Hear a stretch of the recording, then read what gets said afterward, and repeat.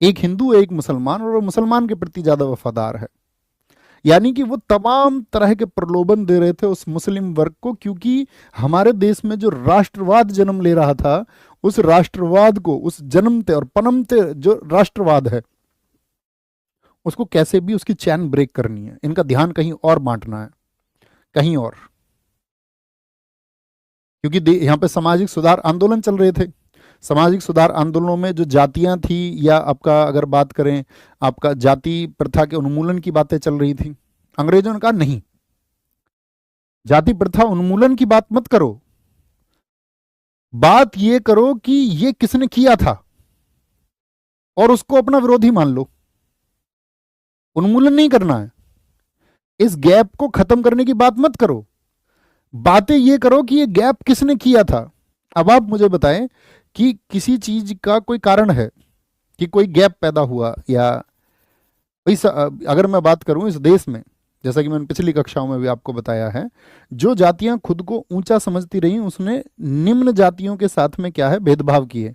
अब इसमें अगर 5 लेयर हैं, 1 2 3 4 5 लेयर, 6 7 8 जो भी मान लो, ए खुद को नीचे से इनसे समझती रही, लेकिन क्या ये जो बी नंबर पे थी, क्या इन्होंने भी इनसे खुद को खुद से कंपेयर नहीं किया?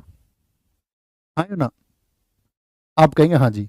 क्या जो थर्ड पे थी, इन्होंने खुद से कंपेयर नहीं किया? क्या इन्होंने बाकी को खुद से नीचे नहीं समझा? जो फोर्थ पे थी, इन्होंने खुद को नीचे नहीं समझा? मतलब कोई 1 2 थर्ड फोर्थ नहीं है। बात सिर्फ ये है दोस्त कि एक जो प्रथाएं विकसित की गई, क्योंकि हमारे शास्त्रों में तो था नहीं, वहां तो वर्ण व्यवस्था थी, जो लोगों ने जैसा प्रचार किया, तो उन्होंने कहा कि कर्जन का क्या कहना था कि भाई ये मत सोचो गैप है, और गैप कैसे दूर होगा, सॉल्यूशन की भी बात नहीं करनी है, आपको तो विरोधी बन जाना है एकदम से कि किया किसने है। समझ पा रहे हो? अब मुझे बताएं, विरोध जरूरी है या सॉल्यूशन जरूरी है? अब जितने भी समाज सुधारक हुए, उन सब की बातें यही थी कि भाई आपका छुआछूत की प्रथाओं को ना बढ़ाया जाए, जाति व्यवस्था जैसी चीज़ों को ना विकसित होने दिया जाए, और ये जो बीच में अंतर आ गया, जो भेदभाव है, किसी प्रकार का जो आपका जातीय भेदभाव है, रेशियल डिस्क्रिमिनेशन है या कास्ट डिस्क्रिमिनेशन है, वो नहीं होना चाहिए। अब उन्होंने कहा यार ये तो लोग सब एकजुट हो जाएंगे, और बंगाल इसका गढ़ था। जैसे हमने आपको बताया, राजा राम मोहन राय कहाँ से संबंधित थे, तो जब उन्होंने रेनेसां को जन्म देना शुरू किया तो बंगाल ही तो सेंटर था। तो इन्होंने कहा बंगाल ही इस नेशनलिज्म के लिए जिम्मेदार है, यही सेंटर है, तो इस बंगाल में विभाजन कर दिया जाए और हिंदू मुस्लिम का बीज बो दिया जाए। अब आप समझ गए होंगे, एक बार थम्स अप करके मुझे बताएं कि हाँ भैया हम अब अच्छे से समझ गए कि ये अंग्रेजों ने क्यों किया। ठीक है, अंग्रेजों ने ये क्यों किया। अंग्रेज इस बात को नहीं मानते थे कि उन्होंने ये क्यों किया। अंग्रेज तो ये कहते थे कि ये प्रदेश बहुत बड़ा है और यहाँ प्रशासनिक सुविधाओं के लिए हमको, क्योंकि इतने बड़े प्रदेश पर एडमिनिस्ट्रेशन चलाना बहुत मुश्किल है, तो उस एडमिनिस्ट्रेशन को अच्छे से हम चला पाएं, उसके लिए जरूरी है कि इसको बांटना होगा। तो यहाँ पे लिखे बंगाल विभाजन हुआ, बंगाल विभाजन, बंगाल पार्टीशन, बंगाल विभाजन, पार्टीशन ऑफ बंगाल,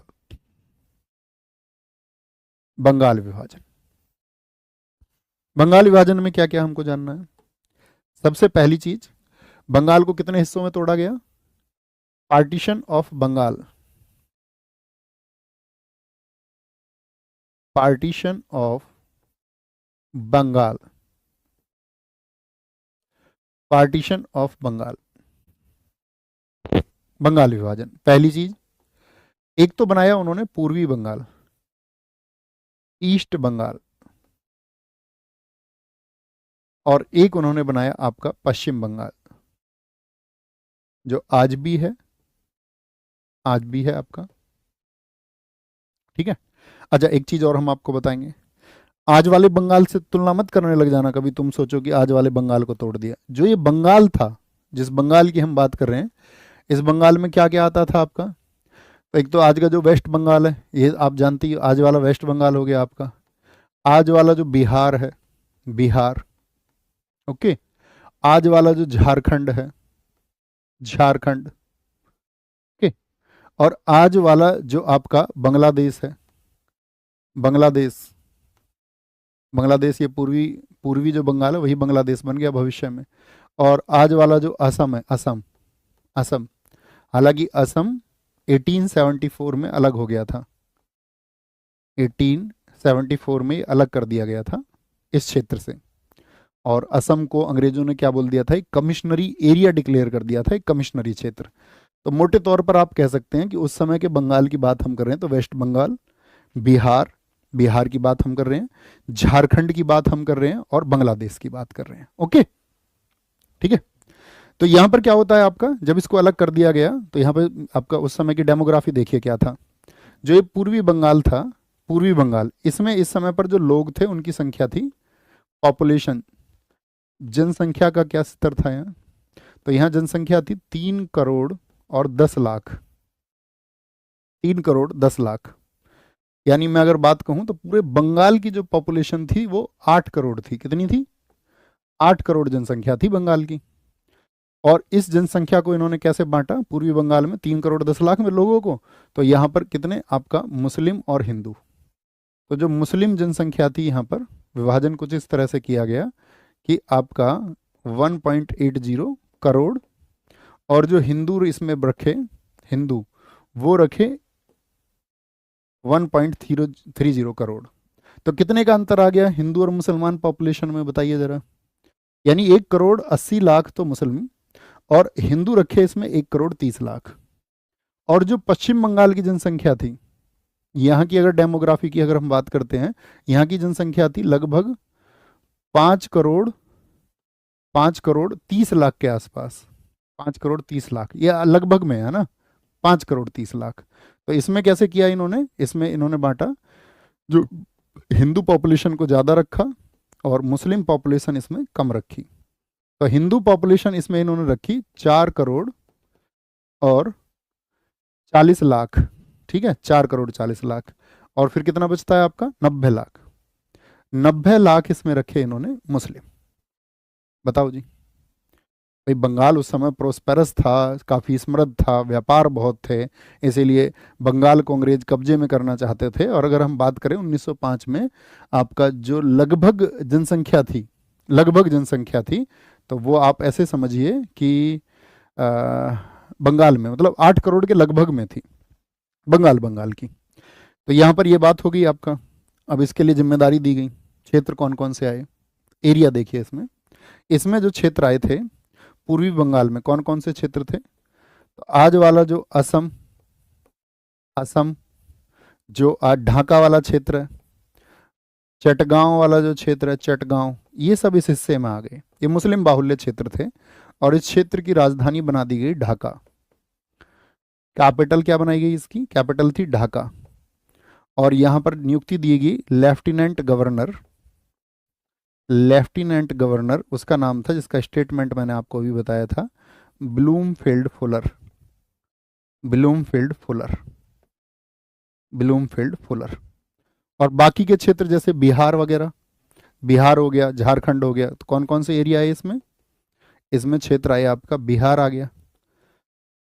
बिहार ये हिंदू बाहुल्य क्षेत्र थे, आपको पता ही है। बिहार, बंगाल, ओडिशा, ओडिशा वाले क्षेत्र भी इसी में था सारा, ओडिशा। और इसकी जो राजधानी बना दी गई वो बना दी गई कोलकाता, राजधानी बना दी गई कोलकाता। अंतर साफ है, कोलकाता। और लेफ्टिनेंट गवर्नर, देखो दिक्कत इस बात से नहीं है कि कहीं पे पॉपुलेशन ज़्यादा हो जाए, हो जाती है, हिंदू कहीं पे ज़्यादा, मुसलमान कहीं पे ज़्यादा, लेकिन दिक्कत इस बात से है कि जब बीज बोया जाए लोगों के अंदर, एंड्रयू फ्रेजर, तो जो जिनकी संख्या ज़्यादा है, जो बहुसंख्यक है, और उनके अंदर एक आपका इंजेक्ट भी की जाए गलत चीज़ें, तो बहुसंख्यक के निशाने पर अल्पसंख्यक आ जाते हैं। आएंगे या नहीं आएंगे? हाँ, अगर वह इंजेक्ट नहीं है, इंजेक्ट नहीं है मतलब किसी प्रकार की गलत आपका विचारधारा से प्रेरित नहीं है, तो वह आपका संरक्षण भी करते हैं, निम्न समुदायों का संरक्षण भी होता। भारत में आप देखिए, अगर आप आज भारत को देखें तो क्या यहाँ पर जो हमारे यहाँ पर लोग संख्या में कम हैं, क्या उनका अब मतलब ऐसे किसी इंसिडेंट को मत गिनाने लगना मुझको, अब ये ना कहना कि जी यहाँ पर ये घटना हो गई, यहाँ पर ये हो गई। सभी धर्म के लोग आपको उस तरह की घटनाओं में लिप्त मिलेंगे, कोई धर्म अछूता नहीं है उस बात से, कोई धर्म नहीं, ठीक है। और कोई भी घटना, बस ये है कि आप कौन सा चश्मा पहन के उसको देखना चाहते हैं, आप ये कहेंगे नहीं जी आपका मुस्लिमों ने हिंदुओं की हत्या कर दी, तो आपको फिर ये सर्च करेंगे तो आप पाएंगे हिंदुओं ने मुसलमानों की हत्या कर दी। तो जगह जगह आप देश में ये घटनाएं सुनते रहते होंगे, सुनते कि नहीं सुनते? या आपने कोई चश्मा पहन रखा है तो आप मुझे बताएं। मतलब न्यूट्रल होके सोचना है, मैं गलत हो सकता हूँ, ऐसा नहीं है कि मैं सही ही हूँ, ये बिल्कुल जरूरी नहीं है। या आप मेरे किसी स्टेटमेंट को माने भी कि नहीं जी इसको तो हमें एक्सेप्ट ही करना, आप उसको डिनाई कर सकते हैं। ऐसी कोई मतलब जबरन बात नहीं है, नहीं आपको उसको स्वीकार ही करना है। तो उसको अगर आपकी रिसर्च नहीं है तो आप उस पर रिसर्च कर सकते हो, ठीक है। और बताओ जी एक बार। बहुत बढ़िया, अन्य बातें मत करो, अन्य बात मत करो, अन्य बातें मत करो। तो लेफ्टिनेंट गवर्नर इसको बना दिया गया, यहां तक की बात समझ गई, जिम्मेदारी दे दी गई और बीज क्या बोया गया, सांप्रदायिकता को जन्म देना है। मुसलमानों से बात की गई कि भाई तुम्हारे लिए तो अंग्रेज सरकार विशेष रूप से पॉलिसीज बना रही है, तुम लोगों को वो मिलने वाला है जो कभी नहीं मिला। और साथ में क्या बोलेंगे, जगह जगह पर फिर आप जानती हो छोटे भैया नेता होते हैं, उनको पैसे दे करके कोई भी स्पीच ऐसी दिला दो कि जो जिससे आपका लोगों की भावनाएं आहत हो, जिससे दंगे भड़क जाएं। जब दंगे भड़क जाते हैं तो नुकसान आम व्यक्ति का होता है, जान जाती है तो आम व्यक्ति की जाती है ना, अधिकांश। कभी कभार ऐसा हुआ कि कोई लीडर उसमें मारा गया हो, नहीं तो ज़्यादातर क्या होता है, आम जनता का नुकसान होता है। और उससे फायदा किसको होता है, फिर पॉलिटिकल पार्टीज को फायदा होता है। ओके, तो यहाँ से हमको आगे समझना है। अब ये जो बंगाल विभाजन था ये किसके दिमाग की उपज था, ये बताओ मुझे, किसने सोचा था ये? याद रख लेना, इसका जो विचार आया था, थॉट, ये विचार था आपका बंगाल विभाजन का बैडरन बर्न, बैडर बर्न। ठीक है, इस समय पर आपका जो राज्य सचिव था, हमारा आपसे प्रश्न रहेगा कि राज्य सचिव का पद किस एक्ट से बनाया गया था, स्टेट सेक्रेटरी। इस समय पर स्टेट सेक्रेटरी कौन था? स्टेट सेक्रेटरी था इस समय पर रिजले, रिजले, रिजले। रिजले ने भी बहुत बार स्टेटमेंट दिए इसके बारे में, हम आपको एक क्वेश्चन के द्वारा दिखाएंगे उसको। ओके, और इस समय पर वाइस राय कौन था? वाइस राय तो आप जानते ही हैं, वाइस राय कौन था इस समय पे? तो वाइस राय था इस समय पे कर्जन। कौन था वाइस राय? कर्जन था। अगली चीज हम आपसे पूछें, क्या लक्ष्य था इनका, ऑब्जेक्टिव क्या था, किस लिए कर रहे थे अंग्रेज ये? भारत की जो राष्ट्रवाद की क्रांति है उसको तोड़ना था उनको।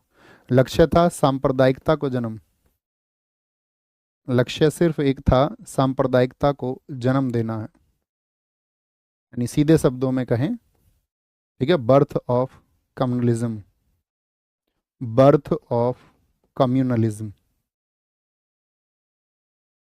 Birth of communalism. तो इसकी अगर हम बात करते हैं तो यहाँ पर सबसे इंपॉर्टेंट बात आती है कि भाई इसको इन्होंने घोषित कब किया था, बंगाल विभाजन को, कौन बताएगा? मुर्शिदाबाद से क्यों पलायन करना पड़ा हिंदुओं को, बोलो सर, बोलेंगे, बोलेंगे आपका, धीरे धीरे आप सुनते तो जाइए, एक ही दिन में सब कुछ नहीं जान सकते हैं आप, है ना। ऐसे मतलब आपने चश्मा लगा लिया फिर से। हम ये कह ही नहीं रहे हैं, मैंने कहा कि उसकी अगर हम बात करें, सबसे महत्वपूर्ण बात है कि सॉल्यूशन क्या है।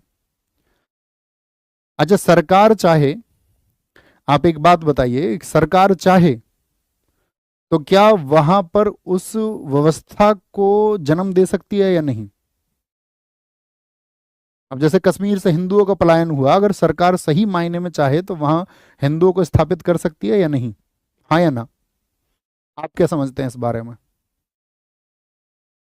भाई देश के उस वर्ग से सवाल है जो ये कह रहा था कि भाई पीओके को हम ले लेंगे, पाक ऑक्यूपाइड कश्मीर को।